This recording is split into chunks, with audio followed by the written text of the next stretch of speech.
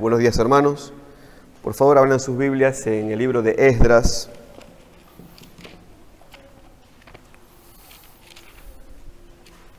Y acompañe, por favor, al capítulo 4 del libro de Esdras.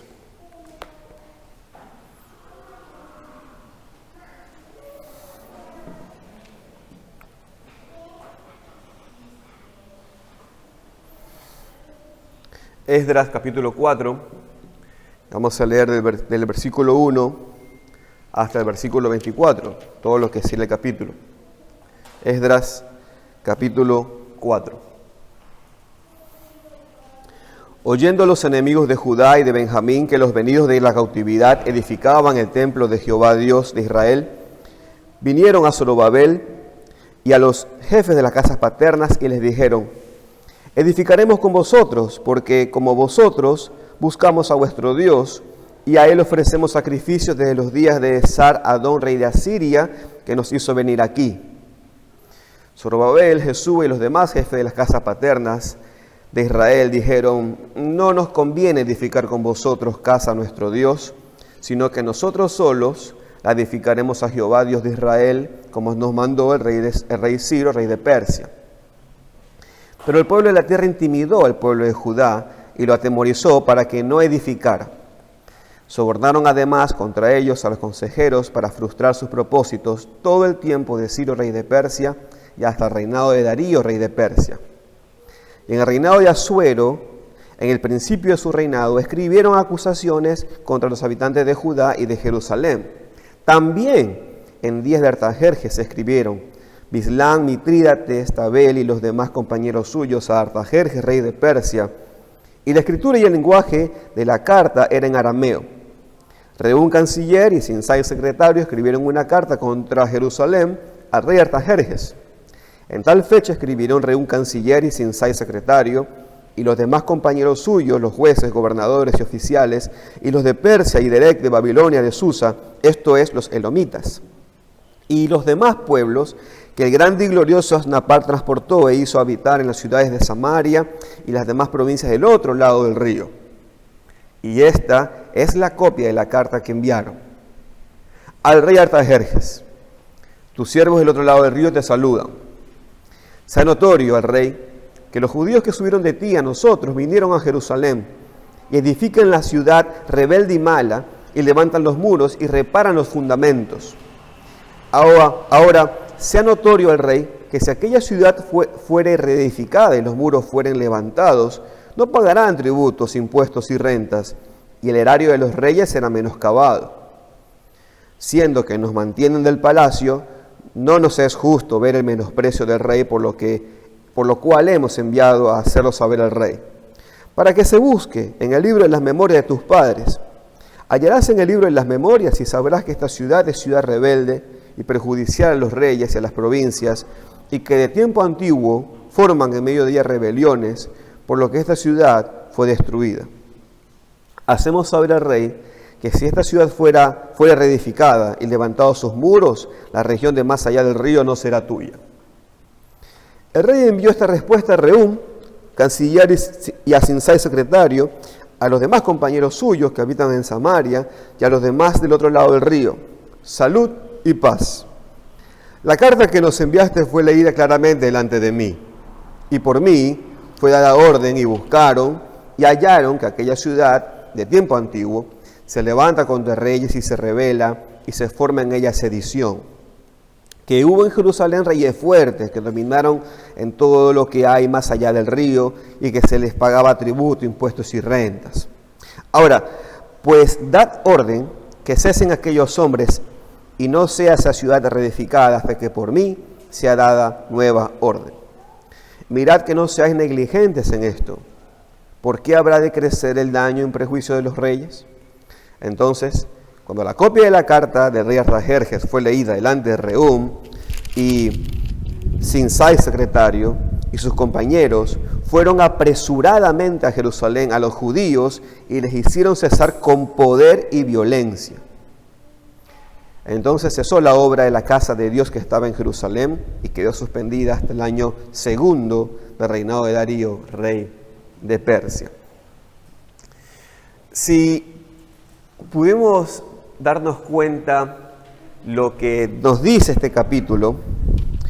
Este capítulo fácilmente se puede dividir en dos partes. Fácilmente nos habla de dos cosas este capítulo. Nos habla en primer lugar de las adversidades que tuvieron que vivir el pueblo que vino del cautiverio. Eso es fácilmente visto en este capítulo. Pero lo segundo que nos dice claramente es cuál fue la estrategia puntual que el enemigo usó para causar adversidad. Es lo que fácilmente uno puede ver en este capítulo. 2 puntos. Es por eso, mis hermanos, que he titulado este mensaje de esta manera, como tienen en los bosquejos: la adversidad y la insidia. La adversidad y la insidia.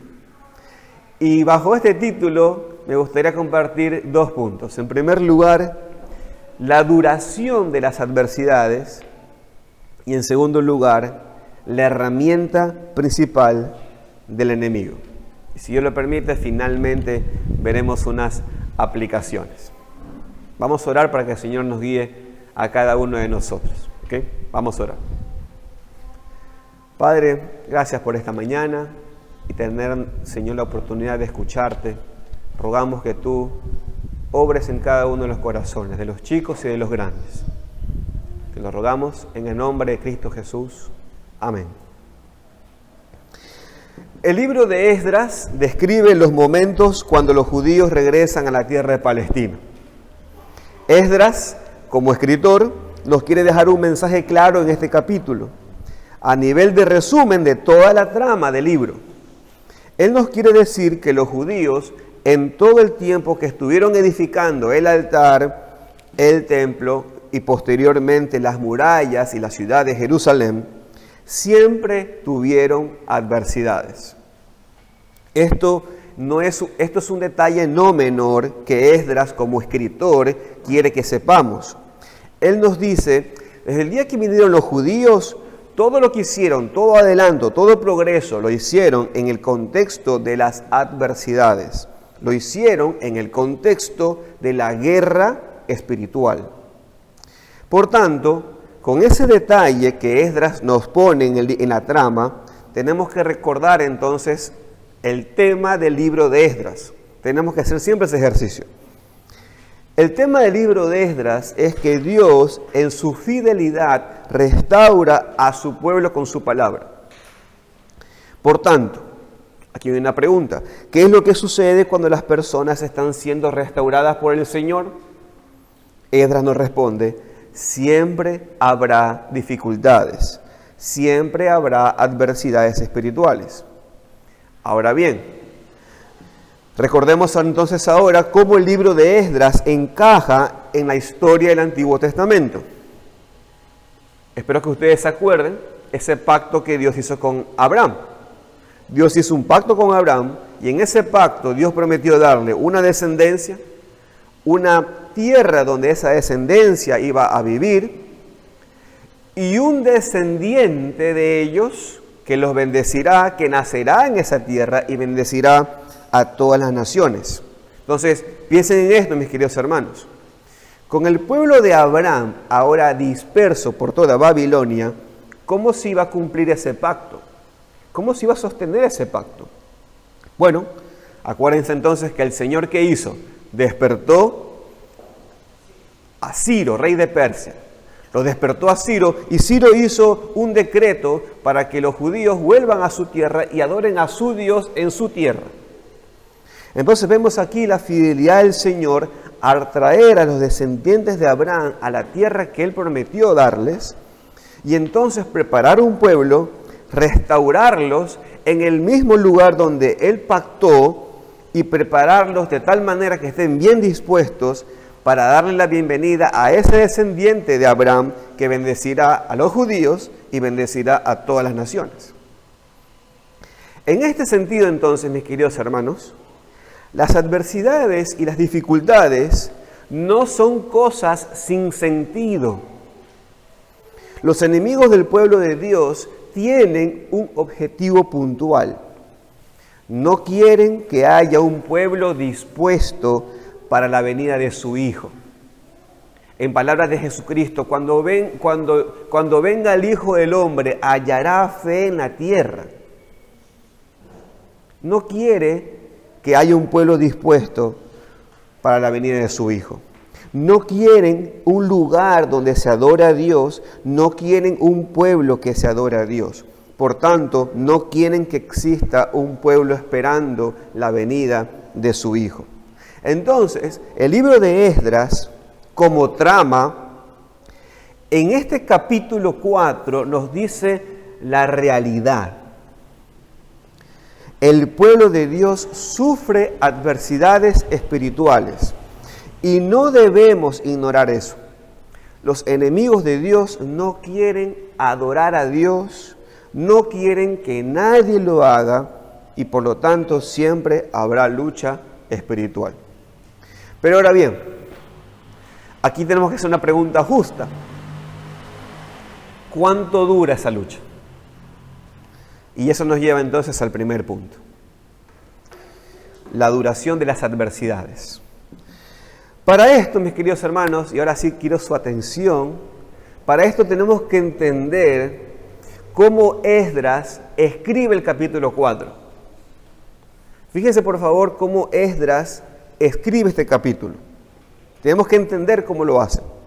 Si ustedes se acuerdan, los 4 primeros versículos que acabamos que leímos son eventos que pasaron inmediatamente después del capítulo 3. ¿Se acuerdan lo que dice el capítulo 3? ¿Se acuerdan que decía que después que ellos vinieron del cautiverio, 7 meses después que vinieron del cautiverio a la zona de Jerusalén, el pueblo de Dios se une, encuentran la base donde se hace el altar para los sacrificios y comienzan a hacer los sacrificios y adoración conforme al libro de Moisés.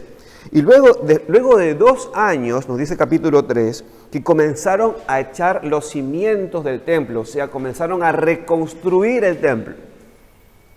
Inmediatamente luego de esos eventos es lo que acabamos de leer, el principio del capítulo 4.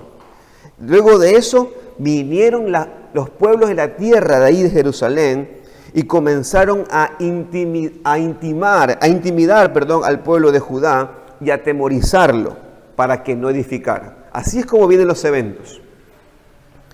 La pregunta entonces que nos hacemos es, ¿y cuánto tiempo duró la para de la edificación? Comenzaron a reedificar. ¿Cuánto tiempo duró la para de la edificación? Pues déjenme decir una cosa. Esdras contesta esa pregunta, pero más adelante, y lo hace como un resumen y conclusión. Sin embargo, Esdras, en el versículo 5, nos va a decir cuánto duró la adversidad, por lo menos en esa primera instancia. No nos va a responder cuánto duró la para de la edificación, sino cuánto duró en esa primera instancia la adversidad. Y miren por favor el versículo 5. Sobornaron además contra ellos a los consejeros para frustrar sus propósitos. Y miren lo que dice. Todo el tiempo de Ciro, rey de Persia, y hasta el reinado de Darío, rey de Persia. Entonces Esdras nos dice claramente que la adversidad para reedificar el templo duró desde Ciro, o sea, desde el día que se reunieron como un solo hombre para echar los cimientos del templo, o sea, capítulo 3, hasta el reinado de Darío, rey de Persia. Y aquí tenemos que hacernos una pregunta, y aquí ya tenemos que tirarnos a la biblioteca y descubrir cuántos años fue de Ciro hasta Darío. Y lo que se nos dice es que fueron un poquito menos de 20 años. Un poquito menos de 20 años duraron esas adversidades. Bueno, alguien dirá, pero luego se aliviaron. Luego de eso se aliviaron. Y la verdad es que no. Y Esdras lo quiere registrar. Miren lo que dice por favor el versículo 6. Miren lo que dice el versículo 6. Y en el reinado de Asuero, ¿ven que ya me cambiaron de rey? Y en el reinado de Asuero, en el principio de su reinado, escribieron acusaciones contra los habitantes de Judá y Jerusalén. Esdras nos registra que después del reinado de Darío, rey de Persia, lo continúa Asuero. Y en el reinado de Asuero, nuestros hermanos también recibieron acusaciones. Producto de esas acusaciones, nuestros hermanos recibieron persecución. Ahora, hermanos, ¿les suena el nombre de Asuero? ¿Les suena por ahí? ¿Lo han oído? Seguramente lo han oído, sí, obviamente, porque Asuero es el que aparece en el libro de Esther. Asuero es el esposo de la reina Esther. Entonces, es interesante esto, porque Esdras nos dice que hubo adversidad todo el tiempo cuando se quiso reedificar el templo, casi por 20 años, y hubo adversidad después de eso en el tiempo de Asuero, aun cuando hubo una reina hermana nuestra en el imperio. Alguien diría, yo he leído el libro de Esther, y al final de esa persecución hubo alivio. Y déjeme aclararle eso. Hubo alivio en el sentido de que nuestros hermanos judíos podían defenderse de los intentos de asesinato que los enemigos estaban haciendo. Quiero decir, en el tiempo de Asuero se hizo un decreto para exterminar los judíos, pero producto de las leyes persas, un decreto no podía anularse. Entonces, para equilibrar ese decreto se hizo otro decreto. Y Asuero hizo un nuevo decreto para que los judíos se puedan defender de los ataques. No es que ya no los ataquen, sino que se puedan defender. ¿Qué implica eso entonces? Lucha. Lucha. ¿Qué nos dice entonces Esdras hasta aquí? Hubo adversidad a lo largo de los 20 años y hubo adversidad después de los 20 años. Alguien diría, listo, pero no hay mal que dure tanto, ¿no es cierto? Pues Esdras nos dice que cuando tiene que ver con la restauración del pueblo de Dios, siempre hay adversidad. Miren lo que dice por favor el versículo 7 y 8. Acompáñenme el versículo 7 y 8. Dice, también en días de Artajerjes, ya me cambiaron de rey.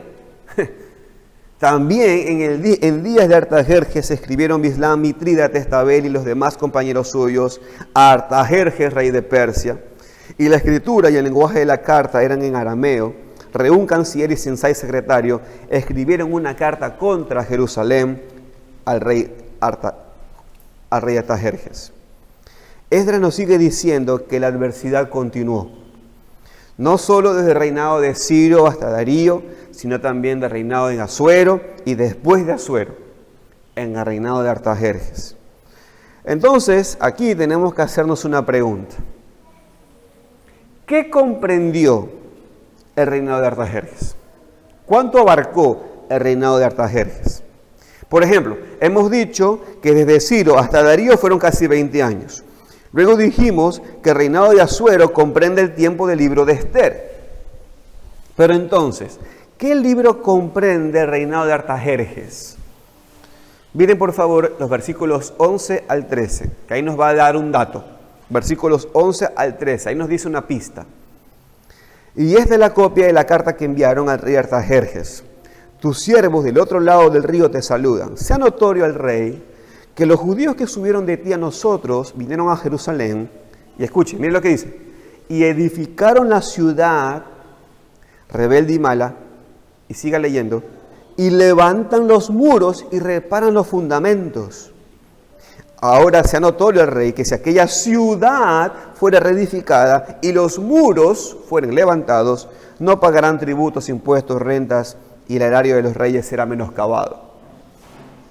Esdras, en este capítulo, documenta en el idioma arameo la carta que fue enviada a Artajerjes. Y se dice que nuestros hermanos están edificando la ciudad y los muros de la ciudad. Entonces, mira, aquí tienen los datos. Junte los datos. Pero antes de juntar los datos, veamos cuál fue la respuesta de Artajerjes.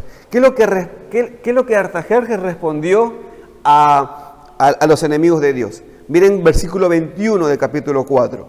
Versículo 21. Ahora pues, dad orden que cesen aquellos hombres y no sea esa ciudad reedificada hasta que por mí sea dada nueva orden. Cuando esta respuesta, mis queridos hermanos, fue enviada a Jerusalén, ¿qué ustedes creen que hicieron los enemigos de Dios? Cuando recibieron esa carta de que Artajerjes decía, por ahora paren la obra.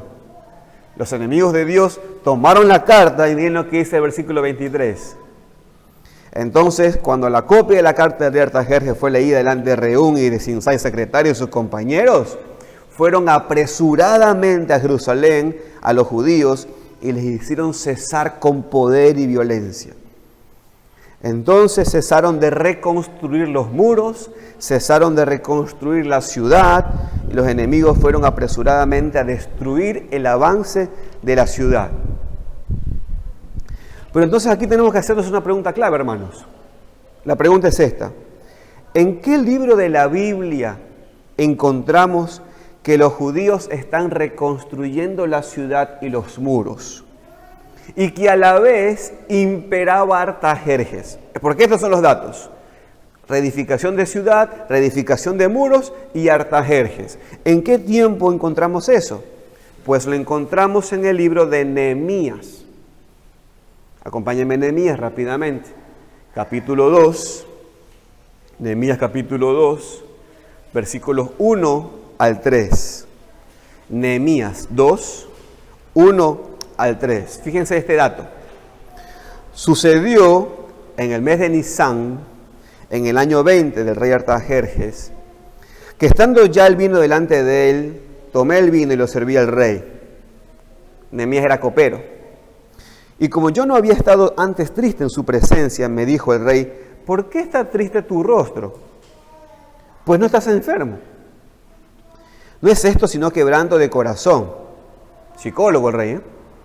Entonces temí en gran manera y dije al rey, para siempre viva el rey, ¿cómo no estará triste mi rostro cuando la ciudad, casa de los sepulcros de mis padres, está desierta y sus puertas consumidas por el fuego?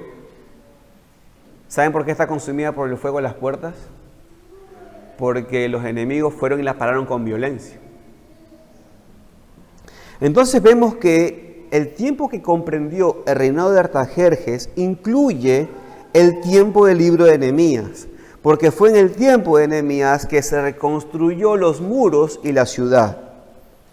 Entonces, hermanos, en resumen, ¿qué es lo que Esdras nos está diciendo en el capítulo 4?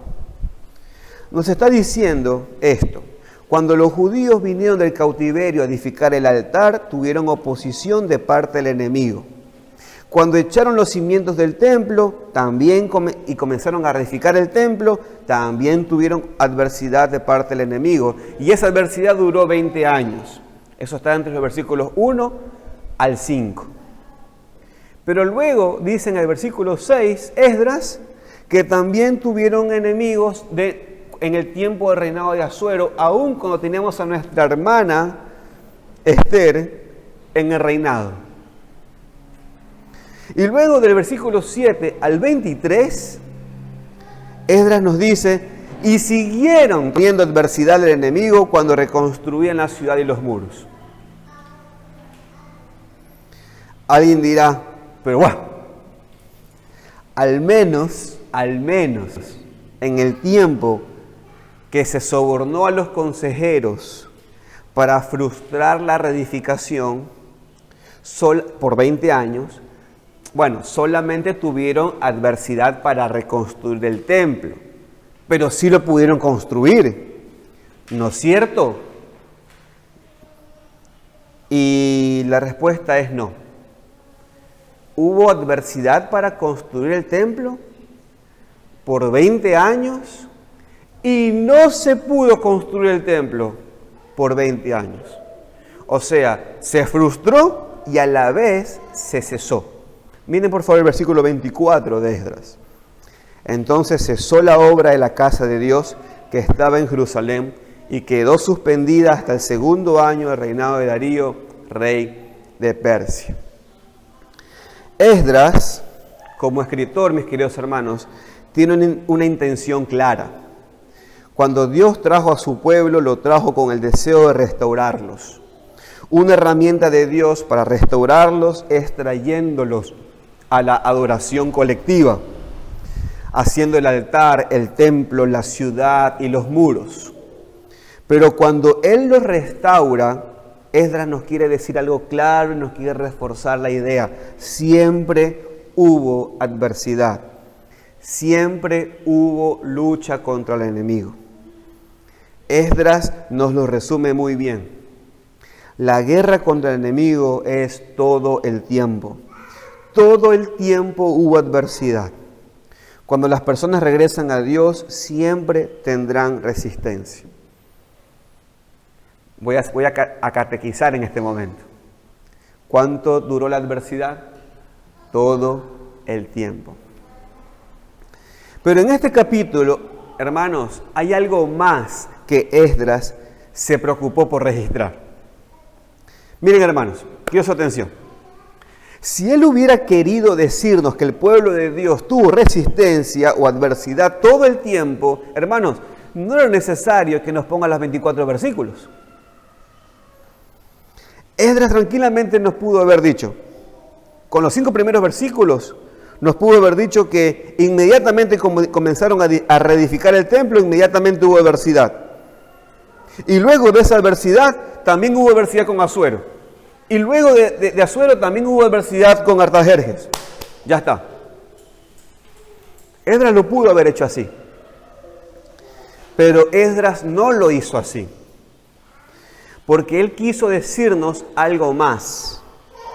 Esdras nos habla de las adversidades que tuvieron que vivir el pueblo que regresó del cautiverio, pero también nos dice cuál fue la estrategia puntual que el enemigo usó para causar esas adversidades. ¿Se dan cuenta? No solamente adversidades nos quiere escribir cuál fue la herramienta que se usó en todo ese tiempo. Y esto me lleva, hermanos, al segundo punto del sermón. La herramienta principal del enemigo. Mi esposa ahí me preguntó, ¿y esa palabra nueva? Vamos a hablar de la insidia, hermanos. La insidia. ¿Qué es esto? Son palabras y acciones que contienen una mala intención. Escúchelo allí. La insidia son palabras y acciones que contienen una mala intención. Pueden tener un toque de verdad, un topping de verdad o de apariencia de verdad, pero en el fondo hay mala intención. En la Biblia encontramos a personajes o grupos de personas que utilizan la insidia para ensuciar la situación, para traer el caos y por lo tanto traer el pecado. El uso de la insidia, el uso de la mala intención en las palabras, que aun cuando tiene apariencia de verdad, su deseo es hacer mal.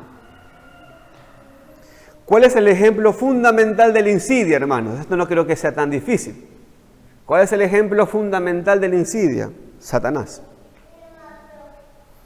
Ya lo vemos ahí en Génesis hablando con insidia, insidiosamente a Adán y a Eva.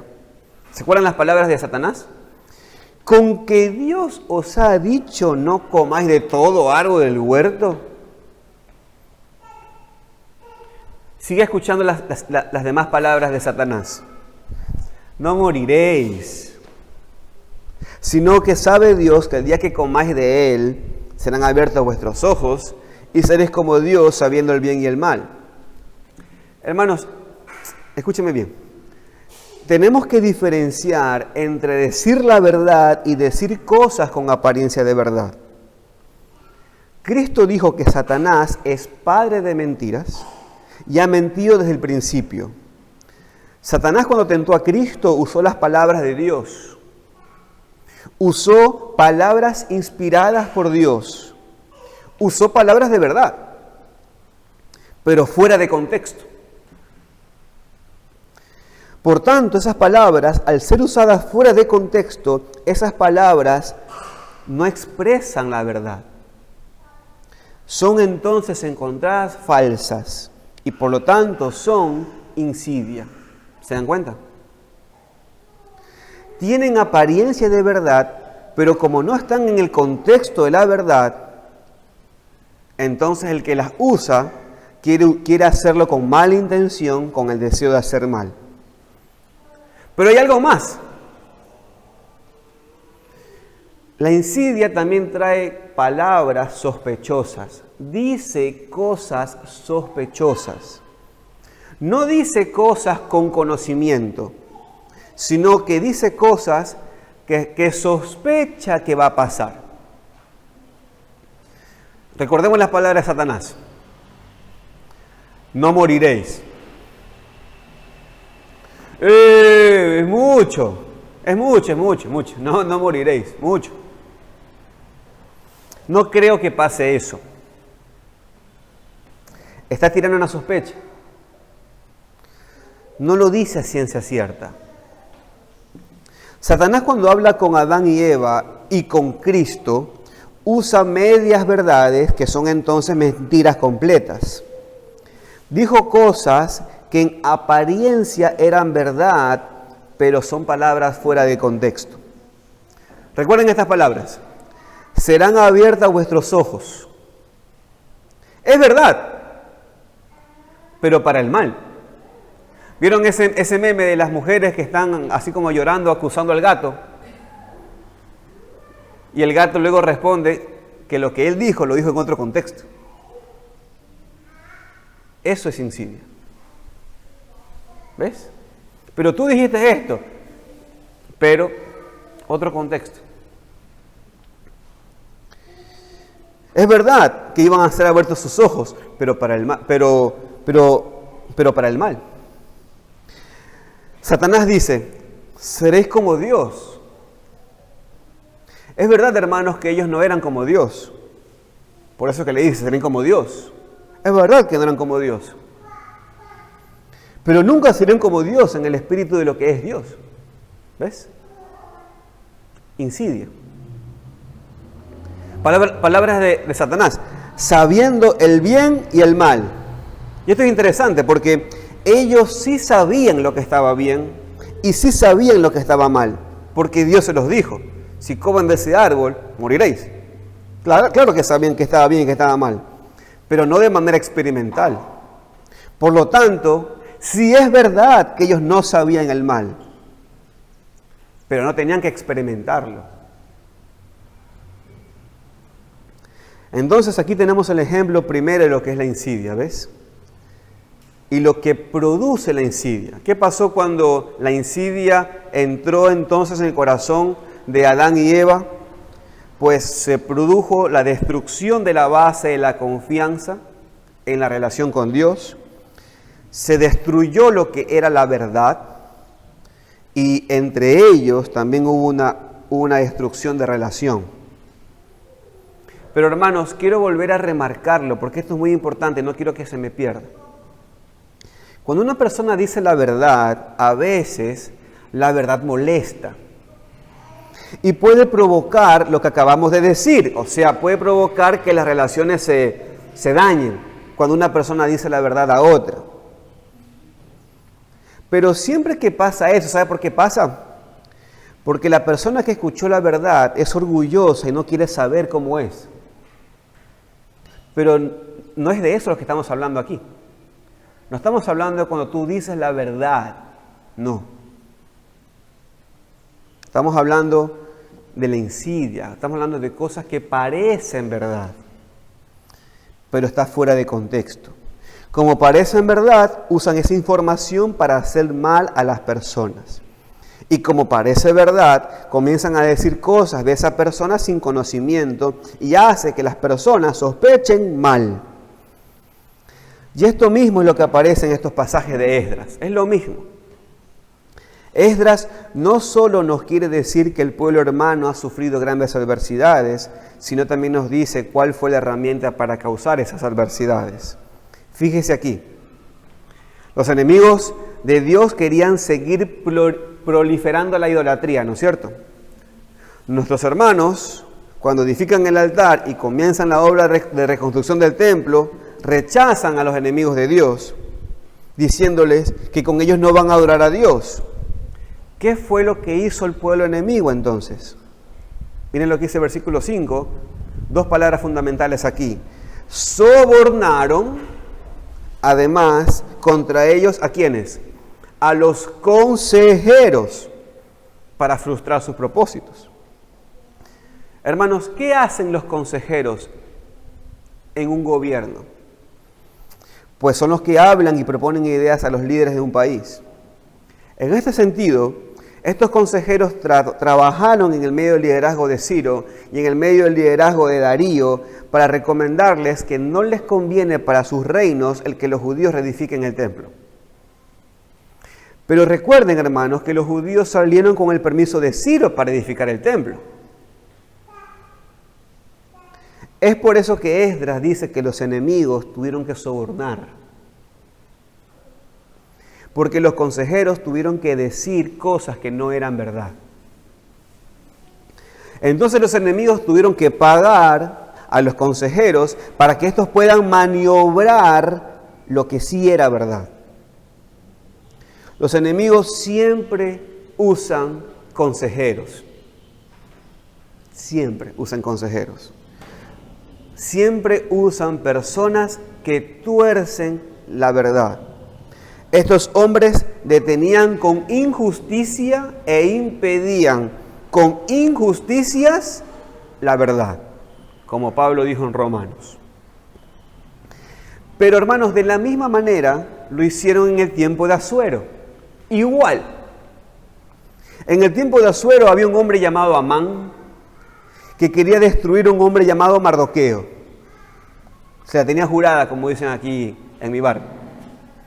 Como Mardoqueo era judío, Amán entonces hizo un plan para matar a todos los judíos. Y fíjese cuál fue el plan. Acompáñenme por favor a Esther, rápidamente. Vamos a Esther, capítulo 3, versículos 8 al 10. Esther 3, 8 al 10. Y dijo Amán al rey Asuero: hay un pueblo esparcido y distribuido entre los pueblos en todas las provincias de tu reino, y sus leyes son diferentes a las de todo el pueblo. Abro paréntesis. Hasta ahí, eso es verdad. Siga leyendo. Y no guardan las leyes del rey. Abro paréntesis. Allí ya comienzan las medias verdades. Porque en verdad sí guardaban las leyes de sus autoridades, siempre y cuando no se antepongan ante las leyes de Dios. Siga leyendo. Y al rey nada le beneficia el dejarlos vivir. Abro paréntesis. Ahí ya es mentira. Por dos razones. Fíjense. El pueblo persa era idólatra y por lo tanto, en su falsa religión, ellos perderían a un Dios que pueda ayudar en su reino. Así que sí les convenía dejarlos con vida. En segundo lugar, un capítulo antes de Esther 3, en Esther 2, se registra cómo Mardoqueo le salva la vida al rey de un atentado contra el rey. Así que sí les convenía que esta gente viva. Cierro paréntesis. Continúe. Si place al rey, decrete que sean destruidos. Y yo pesaré 10,000 talentos de plata a los que manejan la hacienda para que sean traídos a los tesoros del rey. Abro paréntesis. Esa plata no era de Amán. Esa plata iba a ser tomada del exterminio de los judíos. Cierro paréntesis. Entonces, el rey quitó el anillo de su mano y lo dio a Amán, hijo de Amedata, agageo, enemigo de los judíos. El anillo, por cierto, se daba para sellar, para que se valide ese documento, ¿ok? Era un sello, ¿okay? Era una firma, digámoslo así. Y con ese sello ya se hace un decreto y es válido el decreto. Pero hermanos, miren, una vez más, vemos la insidia aquí. Entonces, no solamente fue en el tiempo de la reconstrucción del templo, también fue en los siguientes años, Y no solamente fue en el reino de Asuero, también fue en los siguientes años después de Asuero, en el tiempo de Artajerjes, en el tiempo de la reconstrucción de la ciudad y de los muros. Y hermanos, y es aquí donde vemos con más detalle la insidia que Esdras quiso registrarnos. Cuando los judíos en el tiempo de Artajerjes comenzaron a reedificar la ciudad y los muros, el pueblo enemigo de Dios se opuso a eso. Entonces, ellos, los enemigos, enviaron una carta escrita a mano, que por cierto, hermanos, ustedes ven una pregunta, ¿no? ¿En qué idioma fue escrita la Biblia? Siempre se responde, y es así, 3 idiomas. En hebreo, en griego y unas partes en arameo. ¿Saben cuál es una de las mayores partes en arameo? El capítulo que acabamos de leer. Porque Esdras se ocupa de dejar asentado la misma carta que fue escrito en arameo. La misma carta. De hecho, Esdras capítulo 4 al capítulo 6, todo es en arameo. Todo eso es arameo. Ahí vemos la mayor parte del arameo. Entonces, Esdras registra la carta y podemos leerla. Y yo quiero que usted observe cosas puntuales. Por favor, acompáñeme a Esdras 4, donde estábamos, versículos 11 al 16. Acompáñeme allí. Y esta es la copia de la carta que enviaron. Al rey Artajerjes, tus siervos del otro lado del río te saludan. Sea notorio al rey que los judíos que subieron de ti a nosotros vinieron a Jerusalén, y escuche, y edifican la ciudad rebelde y mala. Comenzaron. Y levantan los muros y reparan los fundamentos. Ahora, sea notorio al rey que si aquella ciudad fuere reedificada y los muros fueren levantados, fíjese, no pagarán tributo, impuestos y rentas. Abro paréntesis. Esto ya es falsa sospecha. Hermanos, eso estaba por verse. Si iban a pagar impuestos o no, eso aún no lo sabían. Pero ya comienzan a levantar falsa sospecha. Y usted sabe qué pasa cuando se le toca el bolsillo a los líderes, ¿no? A los gobernantes. De una saltan las alarmas. Y es exactamente eso lo que dicen ellos ahora. Fíjense. Y el erario de los reyes será menoscabado. Ya con eso tiene toda la atención del rey. Siga leyendo. Siendo que nos mantienen del palacio, no nos es justo ver el menosprecio del rey. Abro paréntesis. Mentira. Mandan la carta producto del rechazo que tuvieron, producto del odio que ahora tienen por los judíos, no por el rey. ¿Qué se hacen los patriotas? No lo hacen por eso. Cierro paréntesis. Por lo cual hemos enviado a hacerlo saber al rey, para que se busque en el libro de las memorias de tus padres. Hallarás en el libro de las memorias y sabrás que esta ciudad es rebelde, le faltó mala, y perjudicial a los reyes y a las provincias, y que de tiempo antiguo forman en medio de ellas rebeliones, por lo que esta ciudad fue destruida. Ahora, hermanos, abro un paréntesis. A ver, no fue destruida por ser rebelde en sí mismo. Esto es una media verdad. Sí fue destruida por rebelde porque Dios les dijo a los judíos que producto de su desobediencia iban a ser llevados cautivos a Babilonia. Y por tanto, decía el Señor, por medio de los profetas, le decía al pueblo: ustedes van a ser destruidos. Yo ya he planeado llevarlos cautivos a Babilonia. Este es mi consejo. Entréguense al rey de Babilonia. Entréguense voluntariamente al rey de Babilonia, pues si no lo hacen, él los va a destruir. Dios envió profetas para decirles al pueblo.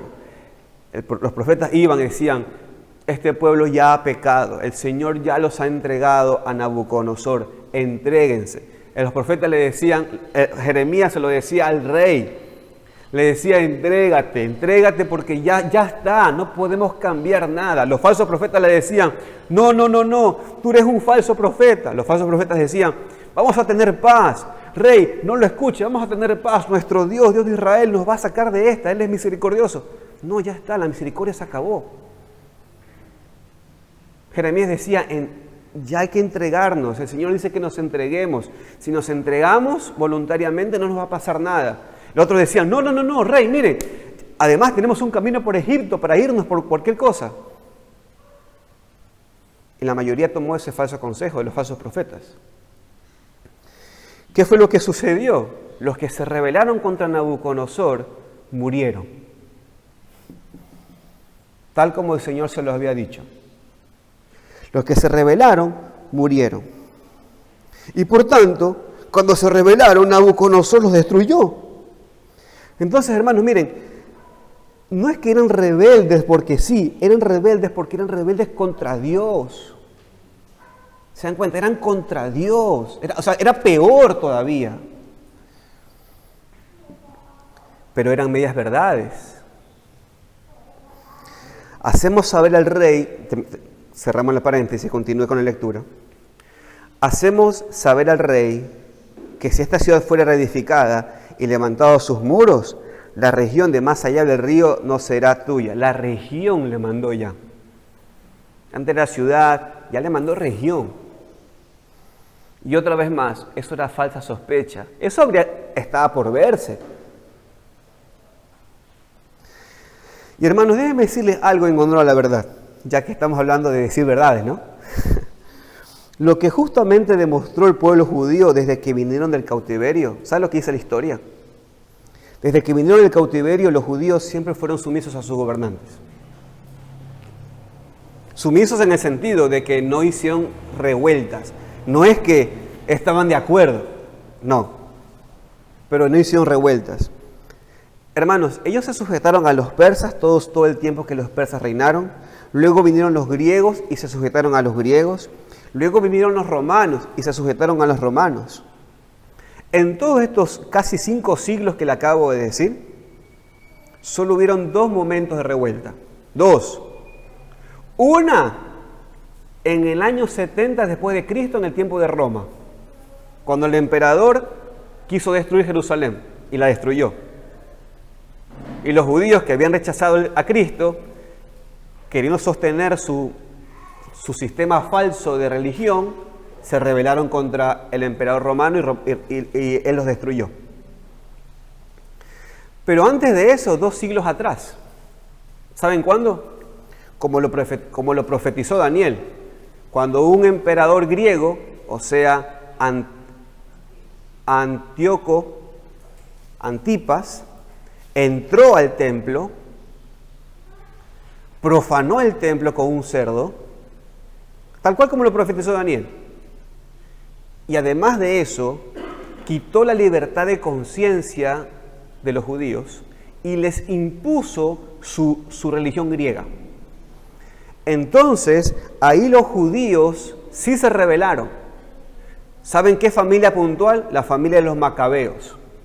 Ellos se rebelaron, pero no se rebelaron por no pagar impuestos. Se estaban rebelando por algo justo que tiene que ver con el hecho de la libertad de conciencia. Nada más. O sea que verdaderamente lo que estos enemigos estaban diciendo eran sospechas absurdas. La historia demuestra que ni siquiera hicieron eso. Por tanto, estos enemigos de Dios estaban insidiosamente tratando de poner cizaña entre el pueblo judío y las autoridades persas. ¿Ven? Esdras nos registra cómo estos hombres se movieron. Dijeron ciertas cosas que aparentan verdad, pero no lo eran porque lo dice fuera de contexto. Y además de eso, ponen sus palabras de malas sospechas, de malos procederes que supuestamente el pueblo judío iba a hacer. En otras palabras, los enemigos del pueblo de Dios tergiversan las cosas. ¿Cuál fue el producto de la insidia? Esdras capítulo 4, versículo 17 al 21. ¿Cuál fue el producto del incidio? El rey envió esta respuesta a Rehum, a Simsai secretario, a los demás compañeros suyos que habitan en Samaria y a los demás del otro lado del río. Salud y paz.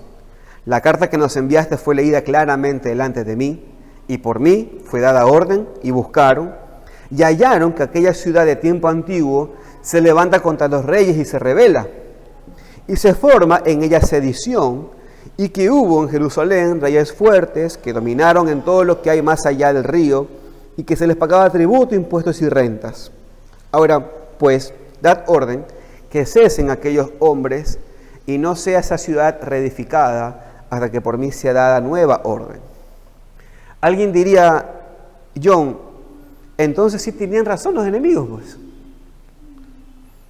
Jerusalén y los judíos sí eran como ellos dijeron que eran, porque de hecho los registros lo dicen. Pues déjeme decirle, como esto es insidia, déjeme darle dos respuestas. Pues sí y no. El rey Artajerjes buscó en los registros. ¿En qué registros buscó el rey Artajerjes? Pues en los registros de los reyes de Babilonia, los reyes que estaban antes de ellos.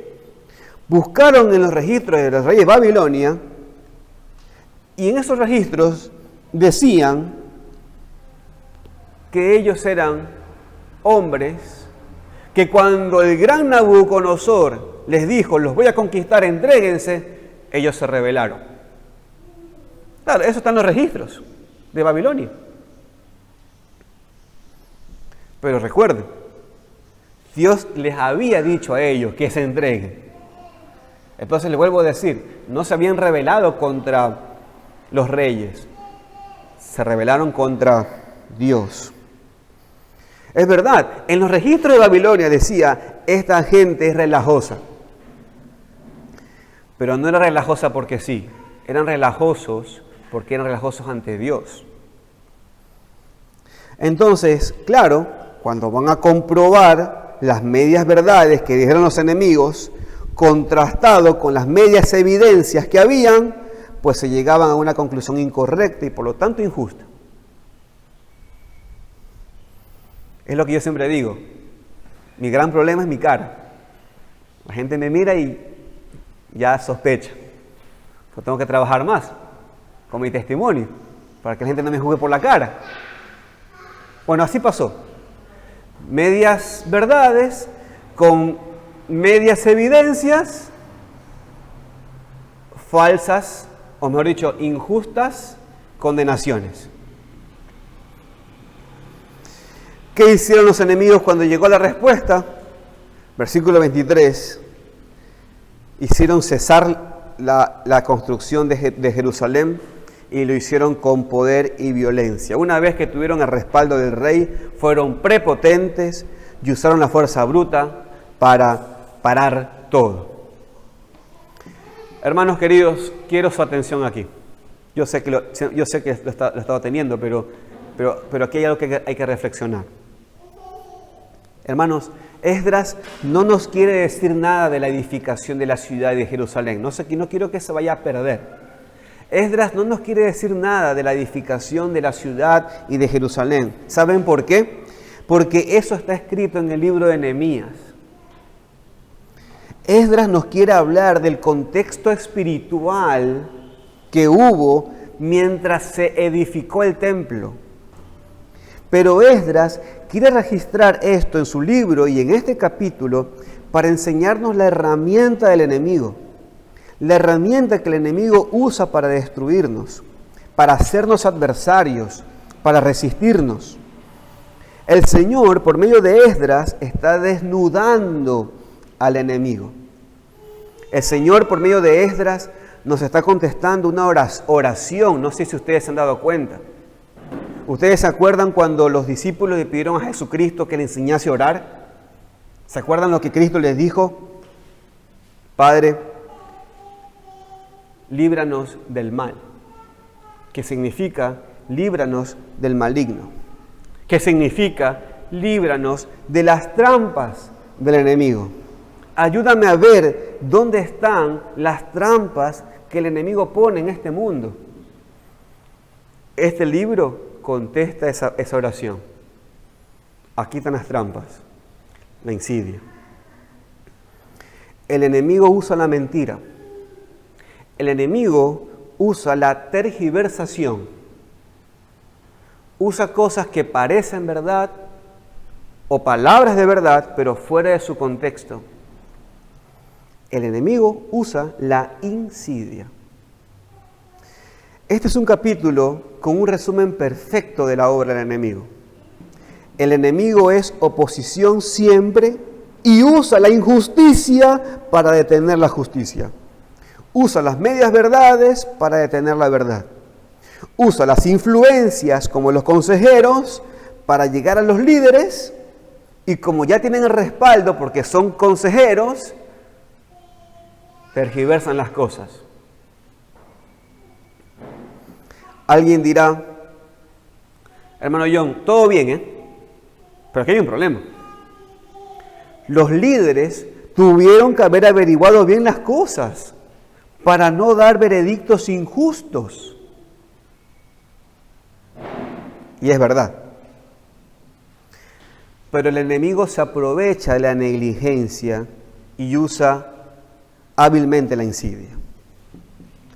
Hermanos, esta es la herramienta siempre útil de Dios y hoy la podemos descubrir. Quiero compartir con ustedes unas cuantas aplicaciones, hermanos. Hermanos queridos, la insidia es pecado. No sé si quedó claro eso. La insidia es pecado.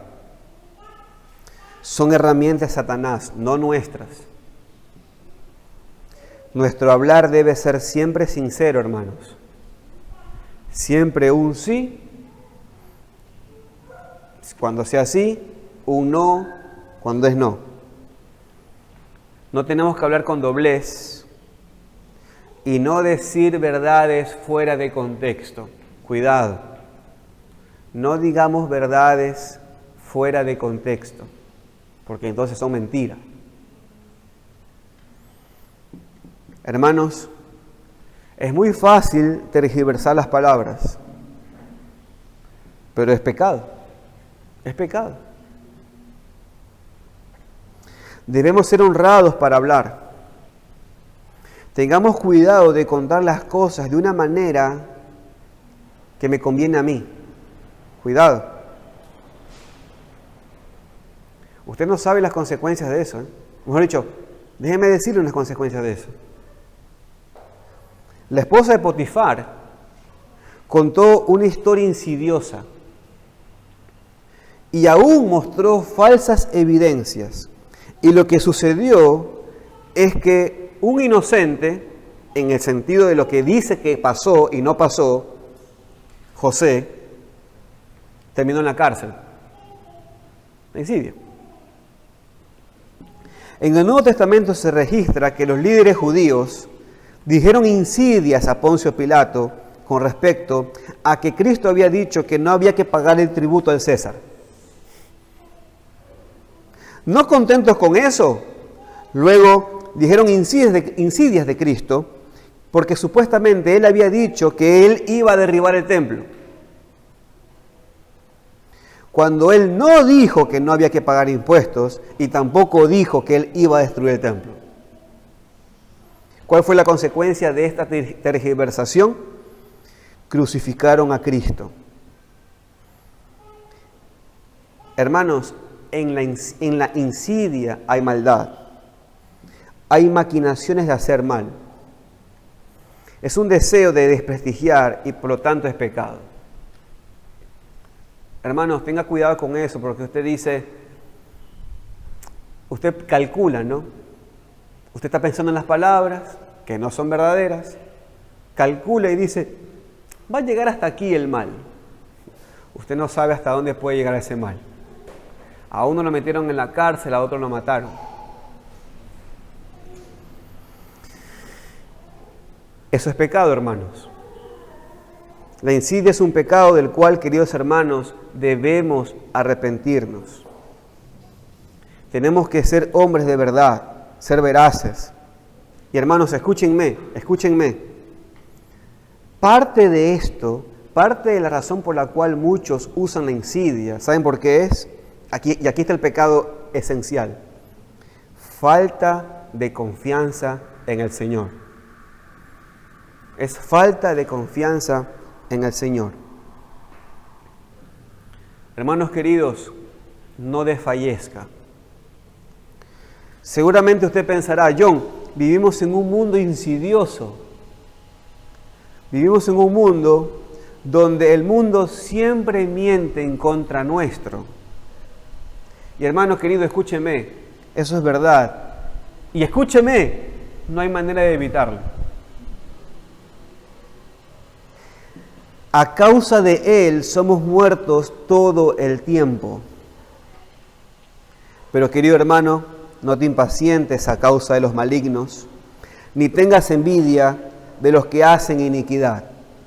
Porque como hierba serán prontos cortados, y como la hierba verde se secarán.